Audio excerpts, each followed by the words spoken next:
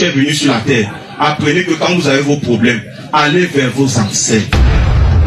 Mettez-vous là devant leur tombe. Parlez-leur, ils vous écoutent. Amen. Ils ne sont pas morts. Amen. Comme on vous fait croire, on vous a fait croire pendant longtemps. C'est faux et c'est archi faux. Amen.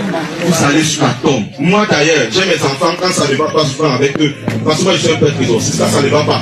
Je leur dis, va sur la tombe de ton père, sur la tombe de ta mère. Je te donne de l'eau. Je te donne du sucre. Moi c'est comme ça que je fais. Je te donne de l'eau, je te donne du sucre. Si tu peux, achète des fleurs. Va déposer sur la tombe. Quand tu arrives avec de l'eau, tu verses de l'eau tout autour de la tombe. Et tu verses du sucre tout autour de la tombe. Question de les nourrir. Ils ont besoin de ça. Qu'on ne vous trompe pas. C'est nécessaire et c'est important. C'est ce que je viens vous dire ce matin. Ne négligez plus ceux qui ont été avec vous pendant longtemps. Vos histoires des églises où on vous dit que ce sont des sorciers, ce sont des sorciers. Je vais vous poser une question. Ma mère, ta mère quand elle vivait, elle était une rassembleuse. Elle était quelqu'un qui aimait la paix. Elle était quelqu'un qui était comme ça. C'est quand elle meurt, comme elle te dit qu'elle est fâchée, c'est pour ça que tu as fait l'accident. Donc de son vivant, elle ne se fâchait pas. C'est quand elle meurt qu'elle vient se fâcher. C'est faux. J'ai dit, c'est faux. Apprenez à aller communiquer avec ceux qui sont morts.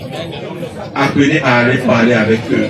C'est quelque chose qui est réel. Et à chaque fois où vous le ferez, vous aurez toujours des réponses. Vous allez souvent voir quelqu'un va te dire que mon père, j'ai dormi, j'ai rêvé que ma grand-mère est venue, elle est partie au champ, elle a coupé les herbes, elle a massé sur mon pied qui faisait mal, et c'est fini. Vous pensez que c'est quoi? C'est elle. Ça existe. C'est elle qui est venue te sauver.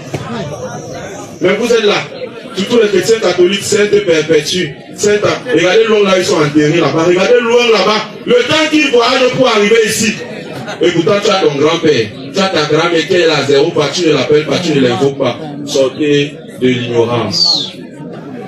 Sortez de l'ignorance. Apprenez à invoquer vos ancêtres. Apprenez à invoquer ceux qui sont auprès de vous et ceux qui sont très proches de vous pour vous venir en aide. Peu importe la situation. Moi, en tant que prêtre, je ne peux pas passer une semaine sans invoquer mon grand-père et ma grand-mère qui ne sont plus là. Et mes arrière-grands-parents dont on m'a parlé et que j'ai jugé qu'ils ont passé, qu'ils ont eu une bonne vie. Mais maintenant aussi, n'invoquez pas les gens que vous savez qu'ils étaient méchants. C'est ça l'inconvénient.